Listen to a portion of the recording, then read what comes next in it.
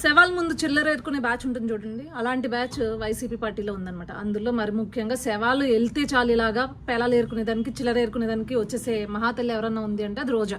వచ్చేసింది, పొద్దున్నే వచ్చేసి శవాలు కనిపిస్తే చాలు ప్రెస్ మీట్లు పెట్టేసి పొంతన లేకుండా ఇష్టానుసారంగా ప్రెస్ మీట్లు పెట్టేసి అల్లు అర్జున్ విషయంలో అల్లు అర్జున్ అరెస్ట్ చేసినట్లట చంద్రబాబు నాయుడు గారిని, పవన్ కళ్యాణ్ గారిని, టీటీడీ చైర్మన్ బిఆర్ నాయుడు గారిని అరెస్ట్ చేయాలంటే. ఏమ్మా అక్కడంటే అల్లు అర్జున్ ఉన్నాడు, వెళ్ళాడు, పర్మిషన్ లేకుండా వెళ్ళాడు, గవర్నమెంట్ వద్దన్నా వెళ్ళాడు.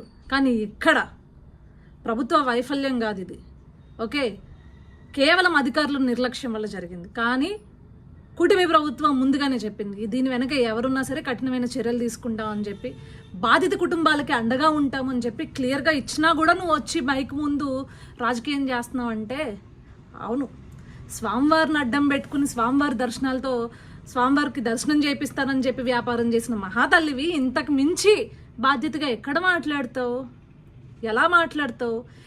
ఎంతటి దౌర్భాగ్యం అంటే ఈ వైఎస్ఆర్సీపీ పేటీఎం బ్యాచ్ వాళ్ళు అంటారు మీరు పలానా స్వామివారి విషయంలో లడ్డు విషయంలో రాజకీయం చేశారు జగన్మోహన్ రెడ్డి పైన, అందుకే ఇలాంటి సంఘటన జరిగిందంట. సిగ్గుండాలి. బాధిత కుటుంబాలు పాపం చేశారా? ఎవరిపైన కక్షని ఎవరిపైన వెళ్ళగెక్కుతున్నారు? బాధిత కుటుంబాలని పరామర్శించాల్సింది పోయి ఆ బాధిత కుటుంబాలు పాపం చేశాయని చెప్తున్నారా మీరు? కనీసం 11 సీట్లు వచ్చినా కూడా జ్ఞానం ఉండాలి కదా, సిగ్గు ఉండాలి కదా, నీతి ఉండాలి కదా. ఈరోజు జరిగింది ఒక ఇన్సిడెంట్, కానీ మరి గత ప్రభుత్వంలో జగన్మోహన్ రెడ్డి పరిపాలనలో రూయా హాస్పిటల్లో తిరుపతిలో, ఇదే తిరుపతిలో 11 మంది చిన్నారులు చనిపోతే అది ఎవరి వైఫల్యం, ఎవరి నిర్లక్ష్యం? మరి మీ నిర్లక్ష్యమే కదా, దానివల్లే కదా చనిపోయారు 11 మంది చిన్నారులు. డైరెక్ట్గా ప్రభుత్వ నిర్లక్ష్యం వల్ల చనిపోయారు వాళ్ళు. మరి జగన్మోహన్ రెడ్డిని అరెస్ట్ చేసేద్దామా? ఎస్, అరెస్ట్ చేయాలి జగన్మోహన్ రెడ్డిని. ఇదైనా స్టాంపేడ్ అనేది ఎవరు ఊహించనది. కానీ ఒక గవర్నమెంట్ హాస్పిటల్లో, రూయా హాస్పిటల్లో ఇలాంటి ఆక్సిజన్ లేక ప్రభుత్వ నిర్లక్ష్యం వలన 11 మంది పిల్లలు చనిపోయినప్పుడు ఆ రోజు మరి నువ్వు బాధ్యత తీసుకోలేదు కదా రోజా, మీ ప్రభుత్వం బాధ్యత తీసుకోలేదు కదా. కానీ మీలాగా బాధ్యత తీసుకోని ప్రభుత్వం కాదు ఈ కూటమి ప్రభుత్వం.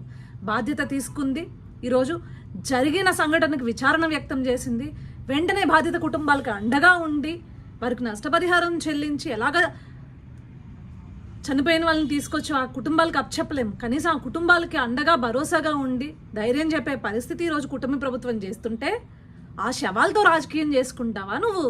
సిగ్గు లేకుండా స్వామివారి దర్శనాలని వ్యాపారం చేసి కొండపైన వ్యాపారం చేసిన దానివే నువ్వు, ఎంతకన్నా తెగించగలవు. నీలాంటి దాన్ని పక్క రాష్ట్రం తమిళనాడుకి కాదు, పక్క దేశాలు తరిమి కొడితే రాష్ట్రాలు దేశాలు సుభిక్షంగా ఉంటాయన్నమాట.